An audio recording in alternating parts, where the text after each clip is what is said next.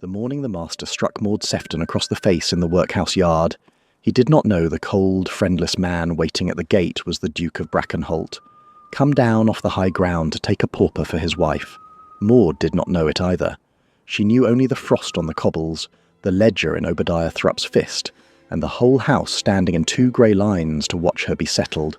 It was the hardest frost of that winter in the early 1820s, the kind that locked the fen flat and white from the marsh edge to the church tower, and the workhouse yard had become a sheet of grey ice. Maud stood in the middle of it, in a gown washed thin as paper, her breath smoking, her hands folded because folded hands could not be accused of idleness. She was 24. She had been kept in that house for 3 years, and had learned in the first month that the surest way to be left alone was to want nothing where anyone could see her wanting it. Obadiah Thrupp came out from the master's door with the burial register under one arm and the daybook in his hand, walking the way men walk when they are certain the ground belongs to them. He was a wide, soft-fleshed man with a face that had decided long ago to find everything beneath it amusing. Behind him stood his wife, Drusilla Thrupp, the matron, thin where he was broad, with a mouth that had never once in Maud's hearing said a kind thing and meant it. "Sefton!" Thrupp called across the yard. "Come and be reckoned." Maud came. She had learned that too. Refusing to come only meant being fetched, and being fetched cost more. "There is a man at the gate," Thrupp said, loud enough for the 2 grey lines to hear, "who fancies he will marry you. A man of means, they tell me, though what means would buy this, I cannot guess." He opened the daybook and ran a thick finger down a column that Maud knew held nothing true. "But no pauper leaves my house owing nothing. You have eaten 3 winters of parish bread. You have worn parish cloth. You have burned parish coal in the sick room where you play at being a nurse. All of it is set down here, and all of it is owed. I have laid out your dead," Maud said. "I have nursed your sick. I have asked for no wage." She should not have said it. She knew that even as the words left her, but there was a part of her that had not yet been wholly killed, and it spoke before the rest of her could stop its mouth. Thrupp's amusement did not change. That was the worst of him. His cruelty never came hot. "No pauper leaves my house owing nothing," he said again, and he swung the ledger up and struck her with the flat of it across the face while the yard stood and watched. The blow turned her head and split her lip against her teeth. She did not fall. She had decided long ago that whatever else they took, they would not have the sight of her on the ground, and so she stayed on her feet, her eyes fixed on the white fen beyond the wall. It was into that middle distance that the gate opened. She saw the man before she understood him. He stood very still beside the open gate, while a thin steward fumbled the bolt, dressed all in dark cloth, his face the face of a man who had walked through the world for 36 years, and found no reason in it for warmth. He had seen the blow. She knew it from the stillness of him. This man only watched, the way a magistrate watches, and what he was thinking did not show. Thrupp had not yet turned. "Get up the count," he was saying to the matron, "before his fine grace comes in and finds us idle." "His grace," said the man at the gate, "is already in." Thrupp turned then, and Maud watched the master's whole soft face rearrange itself in a single second, from contempt into welcome, and she thought, with the cold, clear part of her that had survived everything, that she had never hated him more than in that instant of his smiling. "Your Grace," Thrupp said, bowing low over his ledger, "forgive us. We were settling the girl's accounts before she goes. There are formalities, you understand. The parish must be made whole." The Duke of Brackenholt walked across the ice without hurry, his steward a half-pace behind him, and he stopped in front of Maud and looked at the blood on her mouth and then at the ledger in Thrupp's hand. He did not ask if she was hurt. He did not offer a handkerchief. He looked at the ledger the way a man looks at a sum he intends to audit. "You struck her," he said. It was not a question. "A small correction, Your Grace. She has a forward tongue. You will not want it under your roof, I am sure, and I had thought to spare you." "I will tell you what I want under my roof," the Duke said, "when I want your opinion of it." He turned to Maud. "You are Maud Sefton." "I am. The surgeon's daughter. My father was the parish surgeon at Wensham. He died owing money. The debt came to me." She said it flatly, because flatly was the only way it could be said without breaking, and she had no intention of breaking in front of any of them. Something moved behind the Duke's eyes and was gone. "Then you can read and write and keep an account. Better than this house keeps one," Maud said, and waited for the second blow. It did not come from Thrupp. He would not have dared, not now. It did not come at all. The Duke looked at her a moment longer, and then he said to his steward in the same level voice, "Mr. Sowerby, pay the man whatever absurd figure is in that book and get a receipt, and note the figure down yourself, because I should like to look at it later." And to Thrupp, "Bring her things." "She has no things, your grace," said the matron from the doorway, and there was a thread of pleasure in it. "Then bring nothing," the Duke said. "We are finished here." But they were not finished, because Maud did not move. She stood on the grey ice with the blood drying at her mouth, and she looked past the Duke to the long stone face of the infirmary block, to a small high window with a rag stuffed in the broken corner of it, and she thought of the boy behind that window, and she found that her feet would not carry her toward the gate. "Your Grace," she said, "I will marry you, if you will have me. But there is a child in that house who is sick with the lung fever, and there is an old woman who has kept me alive when this house would have let me die, and there are 40 souls behind that gate who will be worse off the moment I am gone, because I am the only one who counts them." She lifted her chin. "Marry me if you must, your Grace, but I do not walk through that gate while Alfie and the rest are left to starve behind it." The yard was very quiet. The frost ticked on the cobbles. Drusilla Thrupp made a small sound of disbelief, and Obadiah Thrupp laughed outright, a soft, delighted laugh, because here at last was the proof of what he had always said, that the girl was a fool and would talk herself out of her own deliverance. The Duke of Brackenholt looked at her for a long moment. "You are in no position to set terms," he said. "No," Maud agreed. "I'm in no position to do anything at all. That has never once stopped me from saying what is true." She held his gaze. "If you want a wife who will go quiet wherever she is led, your Grace, there are gentler ones than me, and you have struck a poor bargain. If you want one who will not, then you have my answer, and it stands at the gate with the rest of them behind it." She fully expected him to turn and leave her there. She had decided that she would rather be left than lifted out alone, and she had made that decision somewhere in the last 3 years without ever once saying it aloud, and saying it now, she found she did not regret it, even with the blood in her mouth and the gate standing open. The Duke did not leave.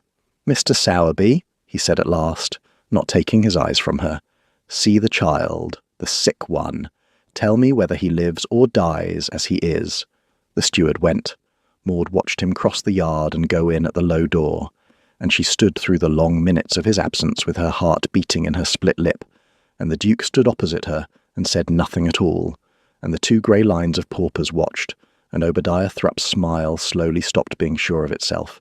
Mr. Sowerby came back with his mouth set in a hard line, and he was a man Maud did not yet know, and so she could not read what the hard line meant, but she would learn later that it meant he had seen something in that sick room that he would not forget. "He will die as he is, your Grace," the steward said quietly. "Within the week.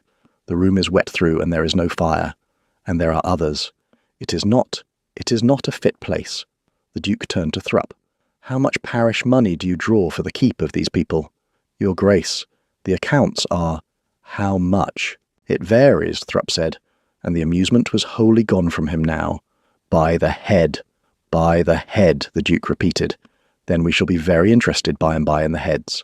He looked once more at Maud, and for the first time something in his face that was not coldness, not warmth either, but a kind of recognition, the way one hard thing knows another. "Send the boy and any too sick to be moved up to Brackenholt by cart this afternoon," he said to Sowerby. "Under my name. The master will not refuse, because the master understands that I am now extremely interested in his books." He paused. "The rest stay until I have looked into the matter. Tell them help is coming. It is. It is merely slow, because it must be lawful, and lawful is slower than I would like." It was not everything Maud had asked.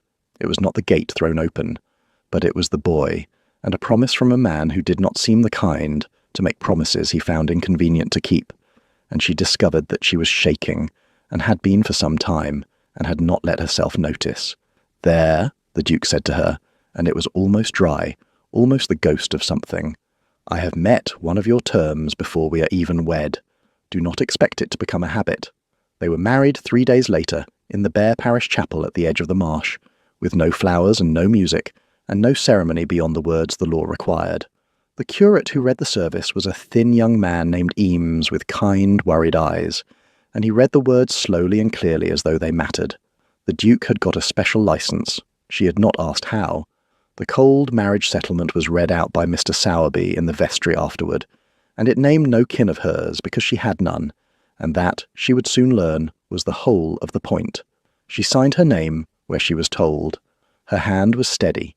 She had borrowed a dark gown from the housekeeper at Brackenholt, and it was too long, and they had pinned it, and Maud Sefton, the surgeon's daughter, the bound pauper, the kept woman, stood up from the vestry table, the Duchess of Brackenholt, and felt nothing she could name, except that the boy, Alfie, was warm and breathing in a clean bed 2 miles away, and that was worth more to her than the title would ever be. They drove up to Brackenholt in the early dark. The hall stood on the only high ground for miles, a great austere house of pale stone with few lights in it, and it looked down on the black fen the way the Duke had looked down on the workhouse yard, without pity and without anger, simply from a great height. Inside it was cold grandeur, high cold rooms and good cold furniture, and a staff who moved very quietly, and Maud walked through it in her borrowed gown and felt every eye that did not quite look at her. He did not come to her that first night, nor send for her. He sent instead a message by the housekeeper, Mrs. Penhallow, that the Duke would speak with his wife in the library at 10 o'clock, and Maud went down at 10 o'clock and found him alone by the fire with 2 glasses and a decanter, and she understood that whatever was to be said would be said now, in the firelit dark, with the house asleep around them. "Sit," he said. "There is brandy. You may want it. I'm going to tell you the truth of what you have married, and you will like it better than the lies men usually tell their wives, but you will not like it." She sat. She did not take the brandy. "Tell me then." He stood with his back to the fire so that she could not see his face, only the dark shape of him against the flames, and he told her, and his voice through all of it was level and exact, like a man reading from a deed. "My father is 3 years dead," he said.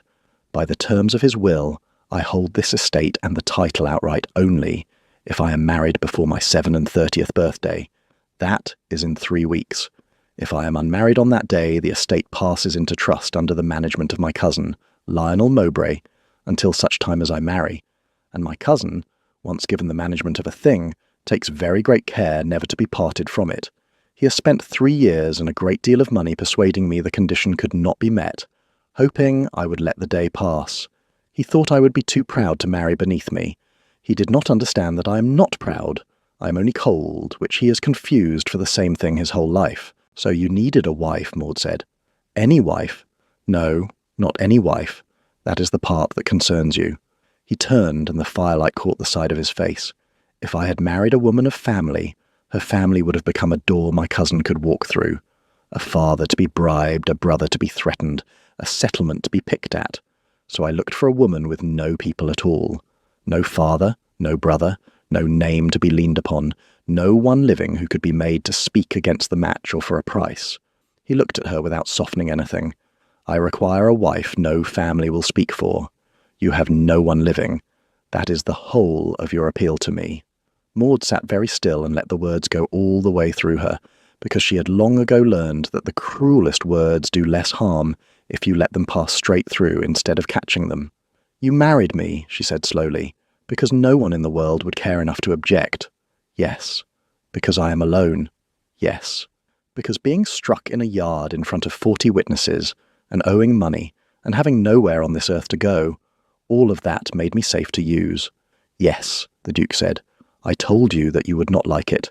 I do not deal in comfortable lies, even kind ones, especially kind ones. They cost the most later." He set down his glass.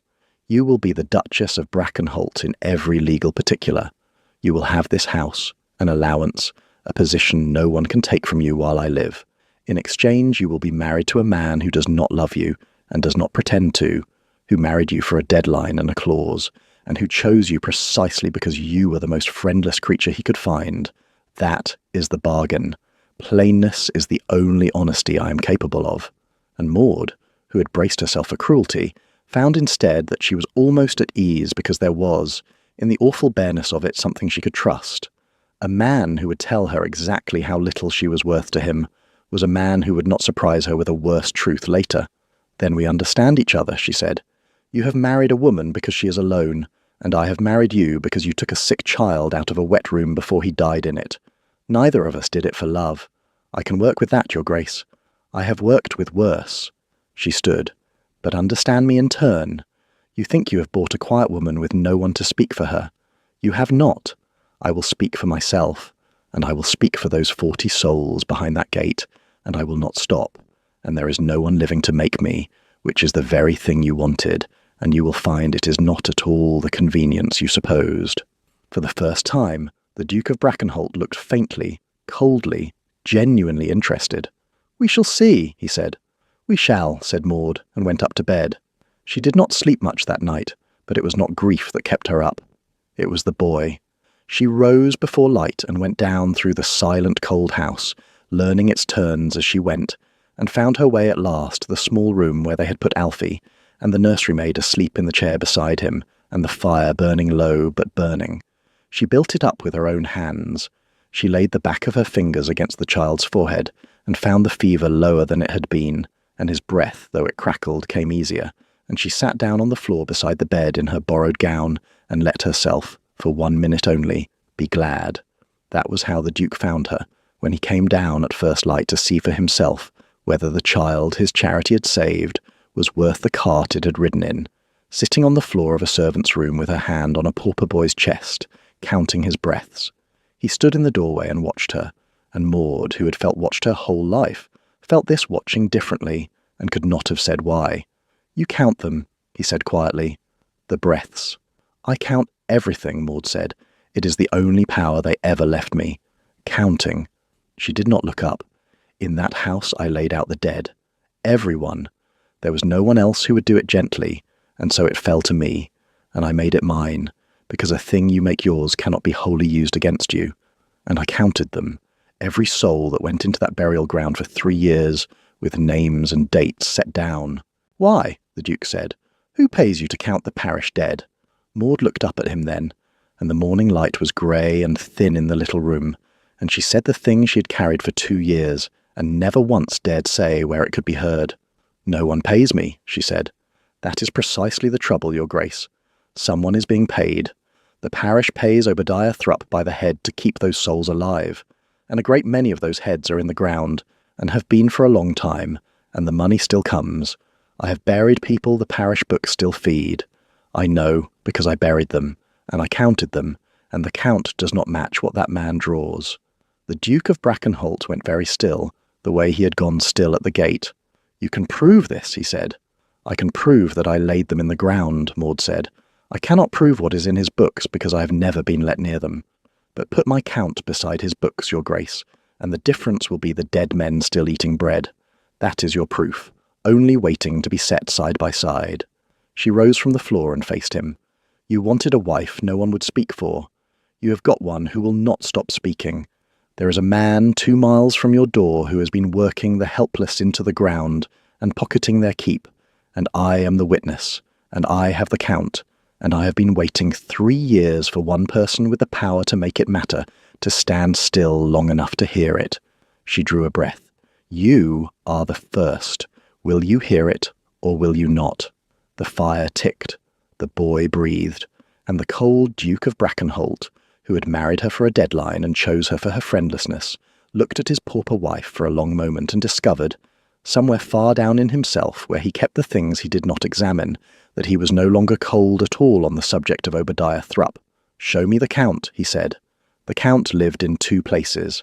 The first was a length of coarse thread Maud had carried, sewn into the hem of every gown she owned, knotted along its length, 1 knot for every grave, in clusters of 10 so that her fingers could read it in the dark. The second was a slate, smuggled out of the sick-room rolled in a rag, on which she had scratched the names and the dates, shallow so they could be half rubbed if anyone came, and gone over again after. She laid both on the library table that afternoon, and the Duke and Mr. Sowerby bent over them, and Maud read the slate aloud while the steward wrote a fair copy in a clear hand, and the room grew dark around them, and they lit candles and went on. "Hannah Webb," Maud read. "An old woman, no teeth, kind, the first winter. Mary Cobbold and her infant, both in the 1 week, the milk fever. Old Tom the basket-maker, who could still weave blind. Joseph Wright, a boy younger than Alfie, the same lung fever, in a room the same as Alfie's. I laid them all out. I tied a knot for each." Her finger moved along the thread. 41 knots, your grace, 41 in the ground in 3 years, in a house that on the parish books holds 56 living. 56, Sowerby said, looking up. He drew on 56 this last quarter, the Duke said softly. He had got, by means Maud did not ask about, a copy of the parish stipend accounts. They lay open on the table beside the slate. 56 heads. There are not 56 living souls in that house. There were perhaps 40 when I stood in the yard. Where are the other 16? 9 of them, Maud said, are on my thread. The newest 9. The ones still on his books drawing bread they will never eat, because they are not 3 months in the ground, and he has not troubled to strike them out, or has chosen not to, because a dead pauper costs nothing to keep and pays exactly the same. She touched the last cluster of knots. The other 7 were moved or ran, or were turned out to die elsewhere so they would not die on his book. I cannot account for those, but the 9 I can. The 9 I buried with my own hands while their names went on eating. The library was quiet. Mr. Sowerby had stopped writing. This is a hanging matter, the Duke said at last. Not to Maud, almost to himself, or transportation at the least, defrauding the parish, and worse beneath it. He looked up. You understand that if you bring this, and it is not believed, you will be a pauper who slandered the master who kept her. They will say you are bitter. They will say you struck back at the man who struck you. They will say a great deal. They have said a great deal already, Maud said. I have been called every low thing there is to be called, by people who had no cause but that I was poor. I am not afraid of being called bitter by liars. I am afraid of nothing now except that those 9 dead, and the 40 living, go on uncounted because a man with the power to count them decided it was too much trouble. She held his eyes. Are you that man, your grace? I should like to know now, before I hope. It was, she would think afterward, the first time she ever saw him decide something not for advantage but against it. He was silent a while. Then he straightened from the table. No, the Duke of Brackenholt said, I am not that man. Mr. Sowerby, you will go quietly to Dr. Felgate, the parish surgeon, and you will ask him, privately, not as the Duke's man, simply as a man, whether he has ever had cause to doubt a death he certified at that workhouse, or one he was never asked to certify at all. And you will find the curate Eames who married us, who has the look of a man who has seen things and held his tongue. Bring them both to me. We will need the surgeon's word and the church's, set beside hers, before we set it before the bench. He turned to Maud. And you will tell no one. Not the boy, not the old woman, no one. If Thrupp learns the Count exists before we are ready, the books will burn and the graves will be the only witness, and graves do not speak as plainly as thread. I have kept it secret for 3 years, your grace, Maud said. I think I can keep it 3 weeks more. 3 weeks, the Duke said, and there was the ghost of grim humour in it. That is all we have, you and I, by my father's clock. I must hold this estate and break that man inside the same 3 weeks, or I shall have neither the power to do it, nor the standing to be believed. He almost smiled. You have married a busy fortnight, Duchess. I have married worse, said Maud, and saw the something move behind his eyes again, and this time she thought she could name it. It was the beginning of respect, and she was surprised how much it was worth to her, who had told herself for 3 years that she wanted nothing. The days that followed were the strangest of Maud's life, because for the first time in 3 years she was warm and fed and unstruck, and it unsettled her more than cruelty ever had. She did not know how to sit in a chair that was hers, or how to let a maid carry a thing she could carry herself.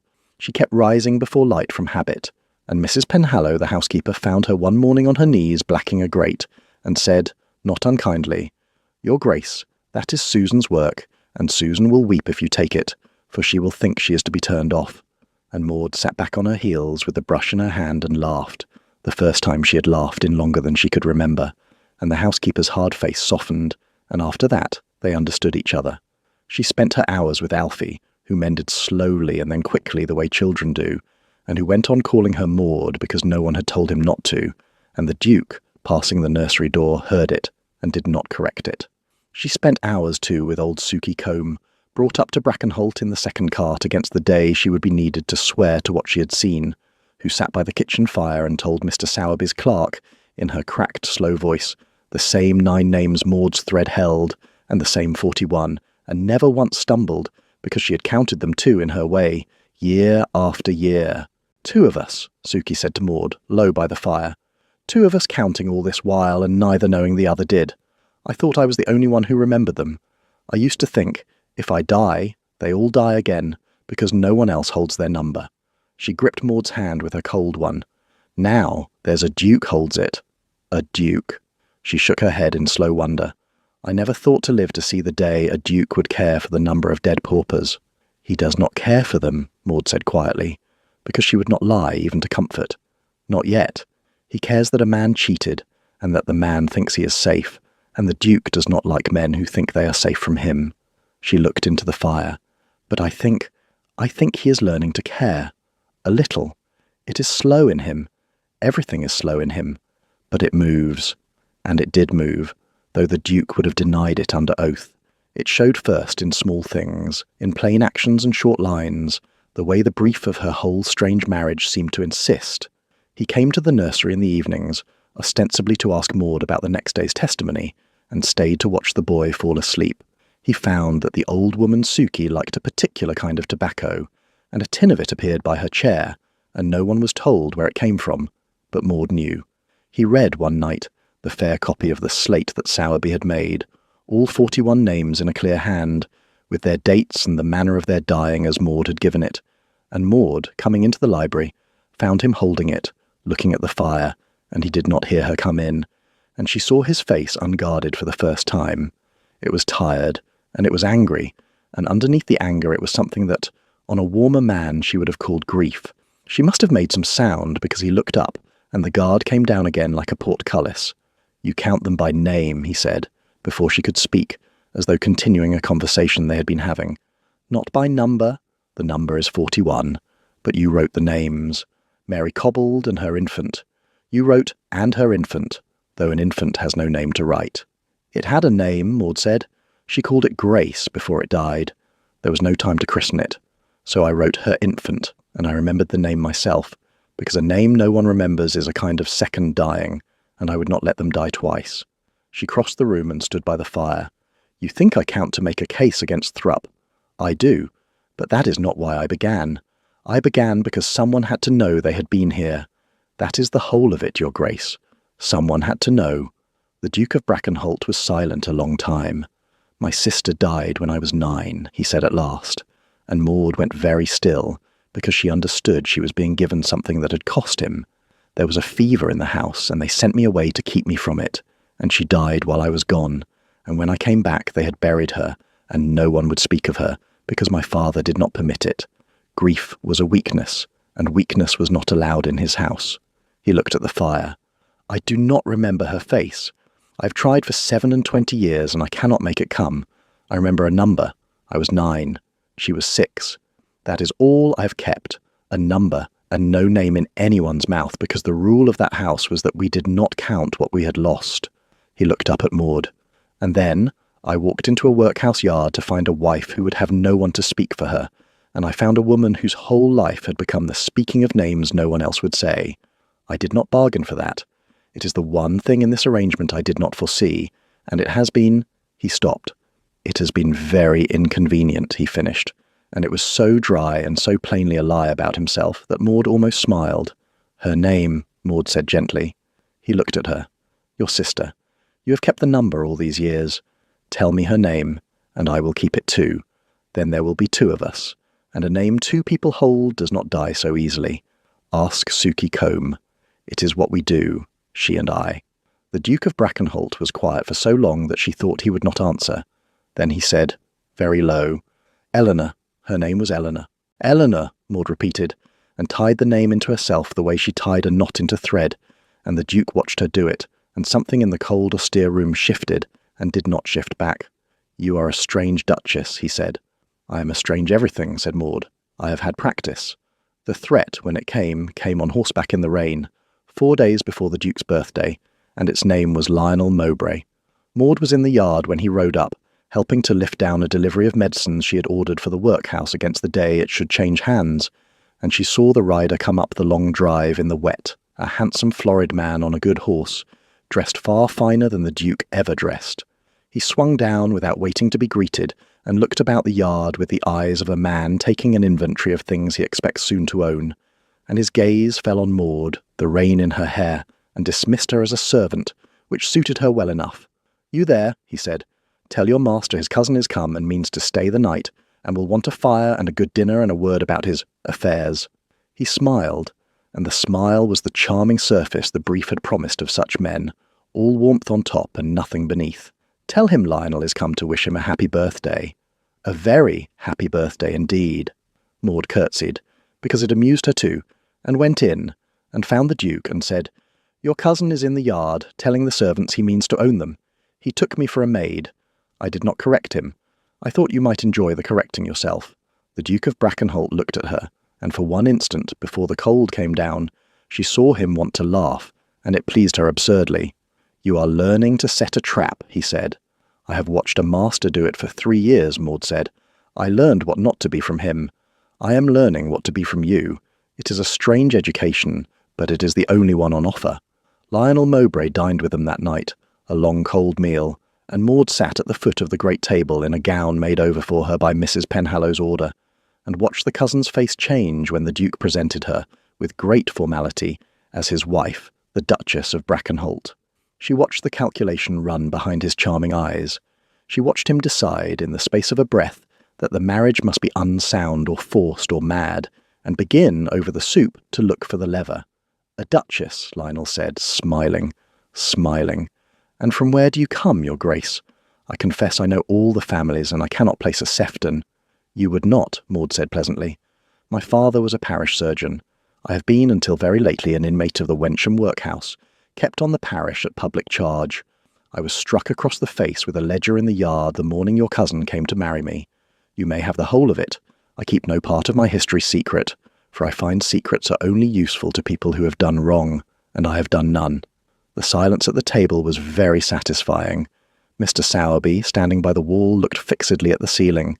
The Duke, at the head of the table, said nothing, but Maud felt him watching her, and felt, underneath his stillness, something that was almost approval and almost delight. "How extraordinary," Lionel managed at last. "Cousin, you have grown. Democratic." "I have grown married," the Duke said, "which I believe was the matter that exercised you. You may report to your lawyers that it is done, and lawfully, and witnessed, and that the estate is mine outright on Thursday, and that you may go home." But Lionel Mowbray did not go home.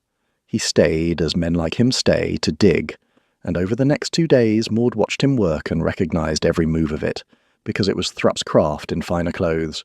He was charming to the servants and learned what he could. He rode into the village and was charming to the vicar and the magistrate and the gossiping wives. And Maud knew, because Mrs. Penhallow's sister kept the inn and reported back, that he was spreading a careful poison, that the Duke had lost his reason, that he had married a workhouse pauper, a known liar, that the marriage was the act of a madman, and a madman could not hold an estate, and a kind cousin had a duty to see it managed. "He means to file a petition," Mr. Sowerby told the Duke and Maud in the library on the second night. "A petition of lunacy. I have it from a clerk in the town who owes me a favour. He cannot stop the marriage. It is done and sound, but he reasons that a man who would make such a marriage can be shown to be of unsound mind, and an estate cannot rest in unsound hands. He has a physician willing to swear it for a fee. He has the village half believing it, and he means to lay it before the bench on the very day the estate falls to you, so that you take it with one hand and have it taken from the other." The Duke was quiet, and his face was cold, but Maud, who had learned to read him, saw that under the cold he was for the first time uncertain, because here was an attack that his coldness and his power could not simply override, an attack that turned his own choice, his deliberate, calculated choice of the most friendless woman alive, into the very proof against him. "He has turned my own reasoning against me," the Duke said, half to himself. "I chose a wife no one would speak for, so that no family could be used against me, and now her very friendlessness is the evidence of my madness. A sane duke does not marry the lowest pauper in the county. That is his case, and it is—" He stopped. "It is not a bad one." And it was here, Maud would always think afterward, that the marriage truly turned, because she watched the cold man she had married contemplate the possibility of losing everything for the sake of having chosen her, and watched him not flinch from it, and found she could not let him bear it alone. This man who had taken a child out of a wet room, this man who had a sister named Eleanor whose face he could not remember. Then we do not let it rest on me, Maud said. They both looked at her. His case is that you are mad to have married me, she said, rising, walking the room the way she walked when the Count was coming clear in her head. That I am worthless, a liar, the lowest creature alive, and that to have chosen me proves you unfit. Very well. We do not argue that you were wise to choose me. We prove that I was worth choosing. We make the marriage the least interesting thing in the room. She turned to face them. You have been waiting to break Obadiah Thrupp until you held the estate, but the petition is laid for Thursday too, so we do not wait. We make the day of the petition the day of the reckoning. We do not defend you against a charge of madness. We convene an inquiry of your own, by your own authority, inside that workhouse, and lay the count of the dead before the whole parish, and let them look at the man who calls me a worthless liar, then look at what I have counted, and decide for themselves which of us is mad. A madman does not marry a pauper, but a pauper who can hang the master who beat her, who held the truth for 3 years when no one else would, that pauper is not nothing. And a duke who saw her worth before anyone else did is not mad. He is only early. The library was silent. The fire snapped. You would put yourself on trial, the Duke said slowly, to keep me off it. I would put the truth on trial, Maud said, which is the only thing that has never once failed me, because it does not care who speaks it. If your cousin wants to make me the question, let me be the answer. I have been the lowest thing in that parish for 3 years. I'm not afraid to stand up in it. I'm only, at last, in a position to be heard. You gave me that. Let me use it. The Duke of Brackenholt rose from his chair, and he crossed the room to her, and he stood before her, and for a moment Maud thought. She did not know what she thought, but what he did was simply take her hand, which he had never done, not at the altar, not anywhere, and hold it, and look at her, and say, in a voice with no coldness left in it at all, when I went down to that yard, I wanted a woman no one would speak for.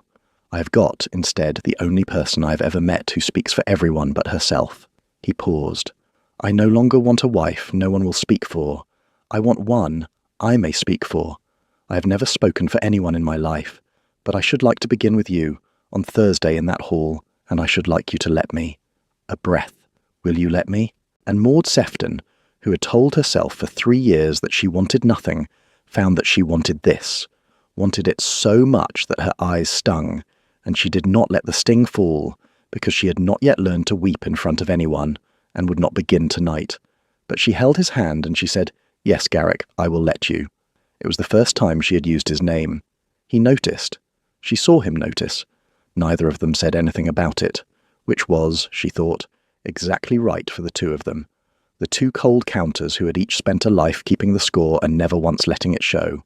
Thursday came grey and bright, the frost gone soft at last with a first breath of the turning year, and the Duke of Brackenholt held his estate outright at 1 minute past midnight, and at 10 in the morning he convened, by his own authority as the largest landholder of the parish, and a justice of the peace in his own right, an extraordinary inquiry into the conduct of the workhouse in the workhouse hall itself. He had done it properly. That was the thing about him. He did everything properly, coldly, exactly. And it was that very coldness turned now against cruelty instead of toward advantage that made it unanswerable. He had summoned the parish overseers and the vestry. He had summoned Dr. Felgate, the surgeon, who came pale and resolved, carrying his own record of the deaths he had been asked to certify, and, more damning, a list of the ones he had not. He had summoned the curate Eames, who now stood ready to swear to the burials he had read over, with their dates against the register. He had laid the parish stipend accounts and the workhouse burial register on the long table at the front of the hall, and he had summoned the paupers, all 40 of them, to stand along the walls of the hall they had starved in, and watch. Obadiah Thrupp came in expecting a board he could manage, and Maud watched his face as he understood that he could not. He had dressed in his best, and brought his ledgers, and worn his amused confidence, and it lasted exactly until he saw the Duke at the head of the table with the parish accounts open before him, and Dr. Felgate at his right hand, and Maud, the pauper he had struck, now the Duchess, in dark silk, calm, at the Duke's left. The amusement went out of him like a snuffed candle, and Maud, who had waited 3 years, let herself feel it once, fully, and then set it aside, because there was work to do. The cousin Lionel Mowbray was there too, near the back, with his physician and his lawyer, come to file his petition the moment the inquiry collapsed, as he was certain it would. He was smiling still. He would not smile long. The Duke opened it without ceremony. "We are here," he said, his voice carrying flat and clear through the cold hall, "to determine whether the parish of Wensham has been defrauded, and whether the persons in this house have been used as the law and common mercy forbid. I will take evidence. I will take it in order. Master Thrupp, you will have your turn to answer, and you will answer, but you will answer last, after you have heard what is laid against you, because I find that men answer more honestly when they already know they have been caught." He looked down the hall. "Master Thrupp, how many souls are kept in this house?" 56, your grace," said Thrupp, and his voice was steady because the lie was old and well worn. As the books show, the Duke repeated. "Mr. Sowerby, read the count of bodies taken at my steward's hand on the morning of the marriage." 40 living souls, your grace," said Sowerby, "counted by name and by head. 40. 40, said the Duke. "The books say 56. There is a difference of 16. Master Thrupp, where are the 16? "Moved, your grace. Sick, transferred, run off. The numbers shift. A house like this. We will examine each of the 16, the Duke said, and you will account for each. And where you cannot, we will go and look in the ground. Dr. Felgate." The surgeon stood. His voice shook at the start and steadied as he went, because the truth steadied him, as it always steadied Maud. He testified that over 3 years he had certified far fewer deaths at the workhouse than the burial ground held mounds, that he had several times been told a pauper had gone to a relation when he had reason to believe the pauper had died, that he had raised his doubts to Master Thrupp and been told it was none of a surgeon's business who was struck off the parish list, and that he had, to his shame, let it lie, because he was a poor man with a family and had told himself there was no proof. "There is proof now," Dr. Felgate said, and looked at Maud and sat down.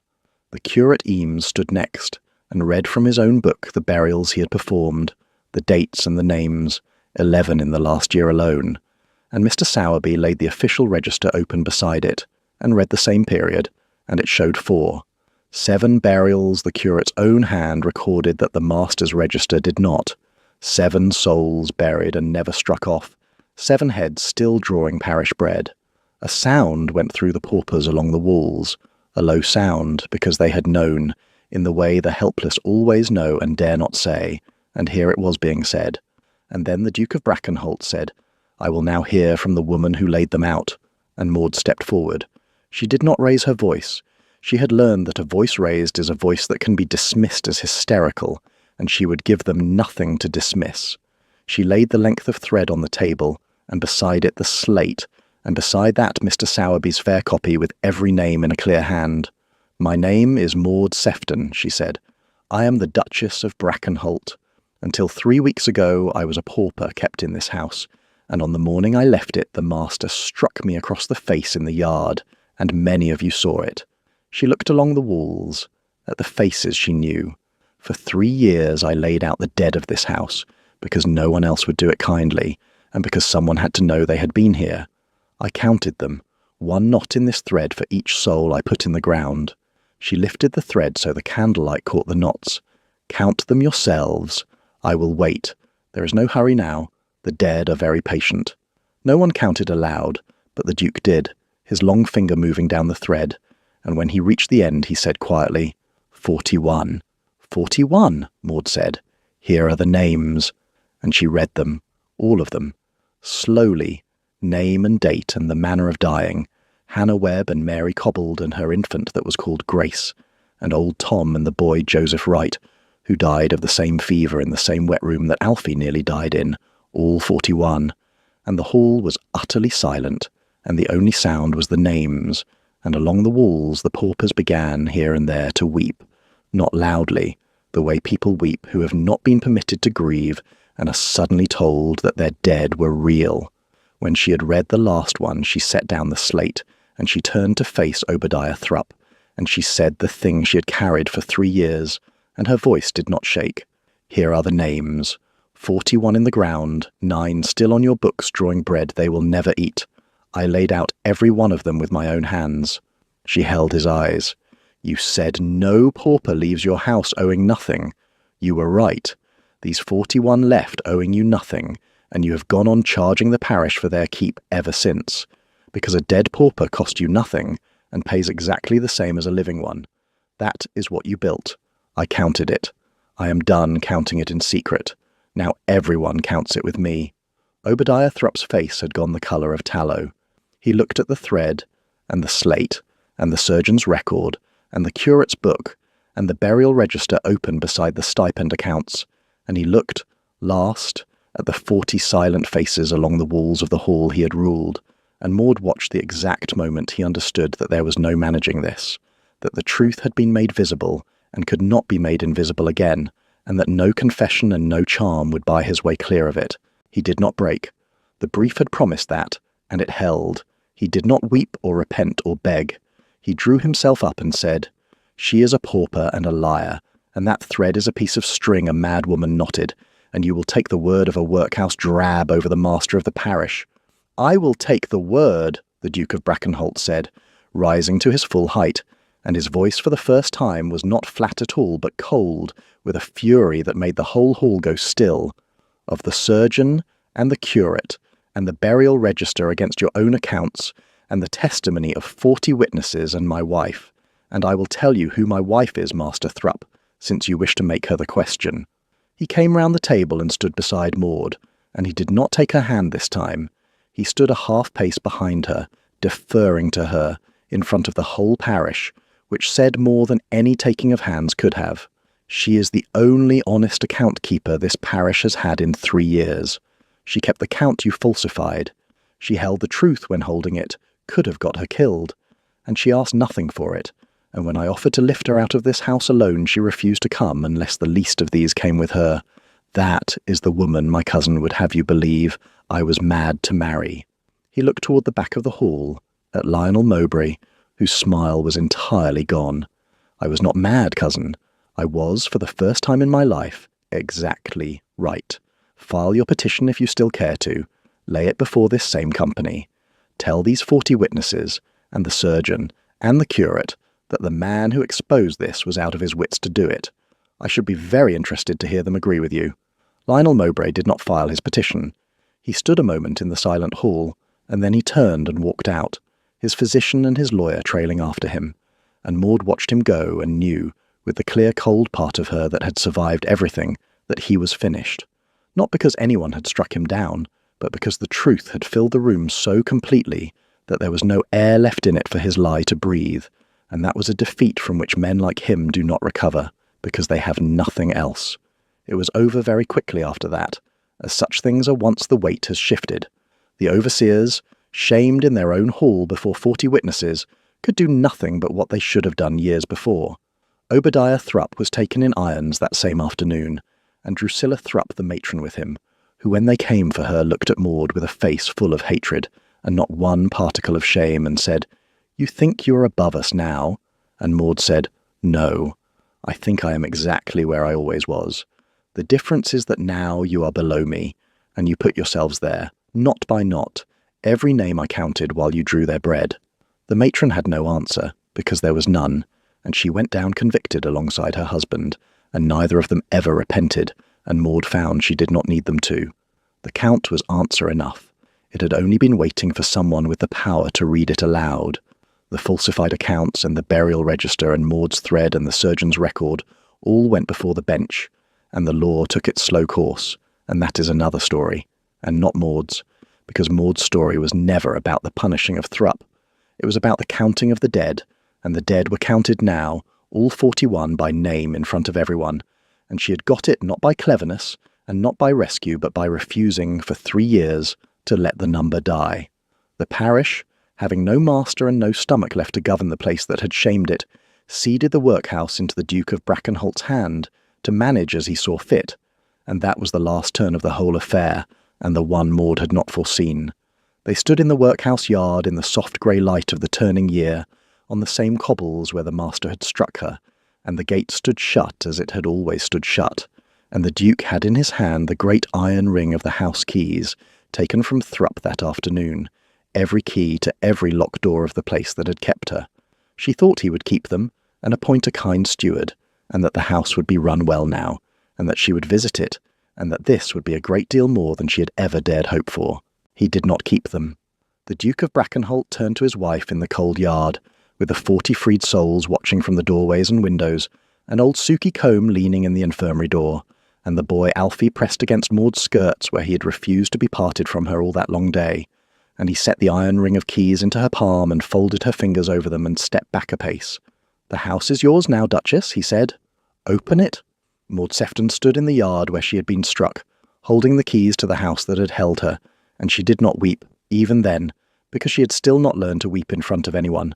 But she found her hand was not quite steady on the iron, and the Duke saw it and did not remark on it, which was, she thought, exactly right. She crossed the yard. The boy came with her, his hand fisted in her skirt. The freed paupers drew back to let her pass, and she went to the great gate, the gate that had stood between her and the white fen on the morning of the blow, and she fitted the largest key to the lock, and she turned it, and she drew the bolt, and she pushed the gate open wide so that the soft light of the turning year came in across the cobbles and lay on the faces of the people who had been kept inside it. "It is open," she said, to all of them, and her voice carried clear across the yard. "It will not be locked against you again. Those who wish to go may go, and there will be a fair wage and a fair roof for those who choose to stay, and those who are too old or too sick to do either will be kept. And I mean kept the way the word ought to mean it, kept safe, kept warm, kept counted among the living, and never again kept the way that man kept you." She looked at the faces, at Suki, at Alfie, at the people she had buried beside, and the people she had not had to. "I was the lowest of you. I was a thing the parish kept, an entry in a ledger, fed and filed and counted as cost.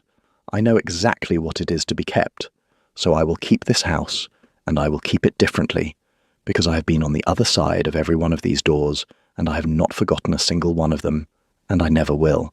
And the word that had sat on her through every grey morning of 3 years, the word that had named her as a thing to be stored and tallied, kept, turned over in that moment in the open gate and became its opposite, and the kept woman became the keeper, and the iron ring lay warm now in her hand from the holding of it. The Duke of Brackenholt stood a half-pace behind her in the yard, deferring to the keeper of the house, and Maud glanced back at him, this cold man who had married her to use her, and had instead, slowly against his own nature, against the rule of the cold house that had raised him, learned to spend his ruthlessness on cruelty, and his power on the helpless, and his hard exacting heart on the one woman alive who would not bend to him. "You said once," she murmured, so only he could hear, "that the whole of my appeal was that no one living would speak for me." "I did," the Duke said. "And now?" He looked at her for a long moment in the open gate, with the light coming in, and the boy at her skirts, and the freed house watching, and the man who had told her he did not love her, and did not pretend to said, at last, in a low and steady voice that had not one degree of coldness left in it, "And now I find I would speak for you against the whole of the world, and that I have never in my life wanted anything as I want the right to do it. I married you because you were alone. I will spend the rest of my life seeing that you never are again." He paused, and the ghost of dry humour came back into him, the thing she had first seen at the gate 3 weeks before. "It is, I am told, called falling in love. I am informed it is very common. I find, in my case, it is the single most uncommon thing that has ever happened to me, and I have decided not to fight it, because I have learned this month that the things you do not fight me on are always the things you are right about."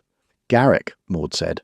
"Maud," he answered, her given name, the first time, and it was worth more than the title and the keys and the house and all of it together, and the lowest woman in the county stood in the open gate of the house that had once held her, with the keys warm in her hand, and the orphan at her side, and the feared Duke of Brackenholt a half-pace behind her, deferring, and she did not weep, but she let him take her free hand, there in front of all of them, and she held it, and the gate stood open behind them to the soft turning light, and it was, after the longest winter of her life, very nearly spring.